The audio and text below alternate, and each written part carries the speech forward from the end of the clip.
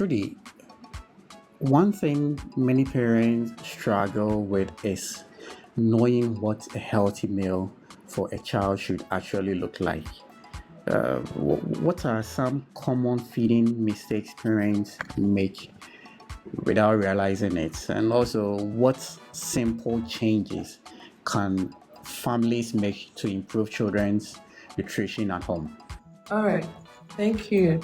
So I'm going to talk about some healthy meals that we can give to our children.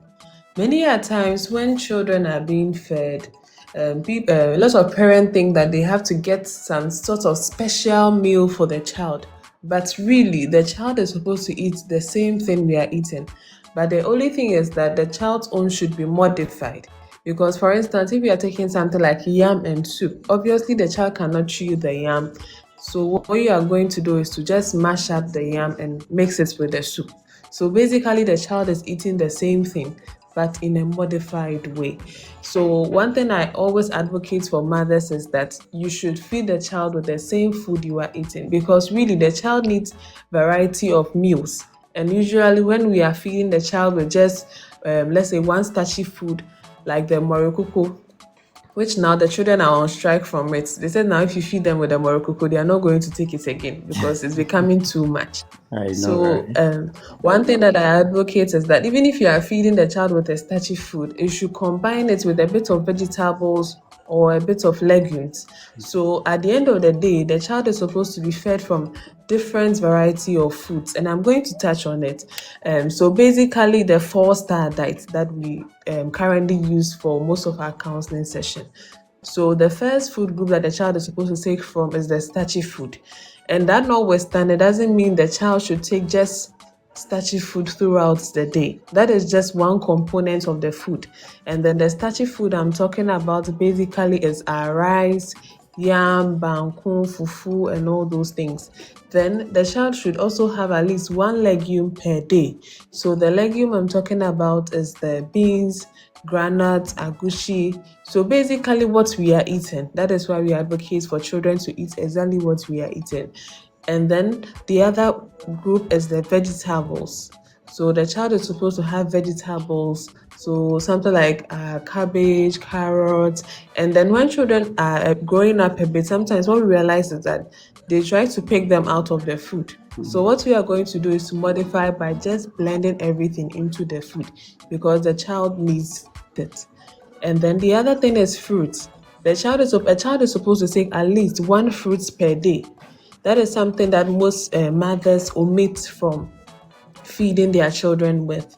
And then the other thing is the animal source food.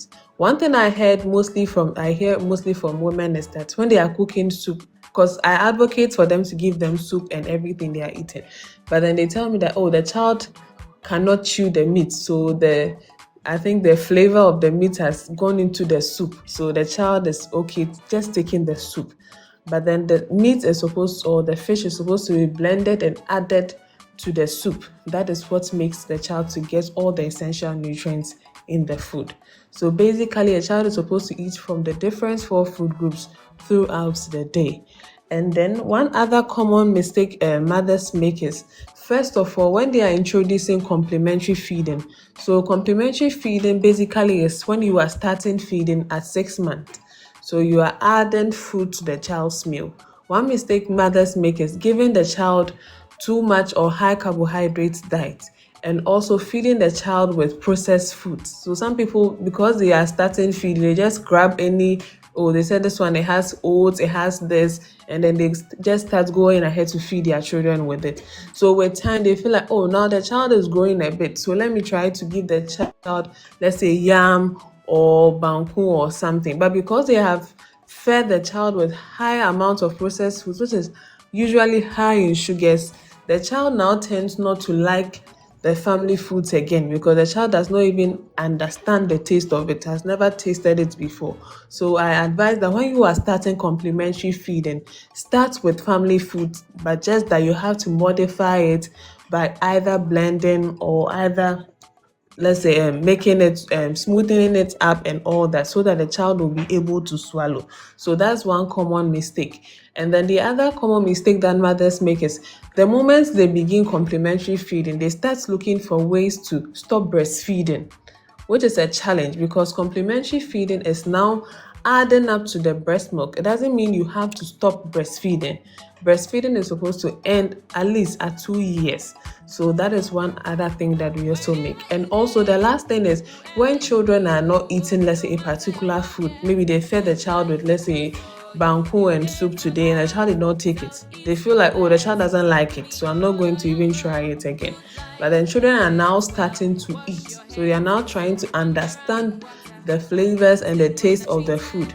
So it's going to take a bit of time. It's basically just like even we as adults, maybe you travel to a place and then you are introduced to a different type of meal.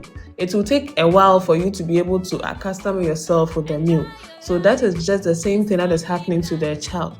So we have to take our time when we are feeding the children. And yes, so that's what I'm going to touch on. Yes. Thank you so much,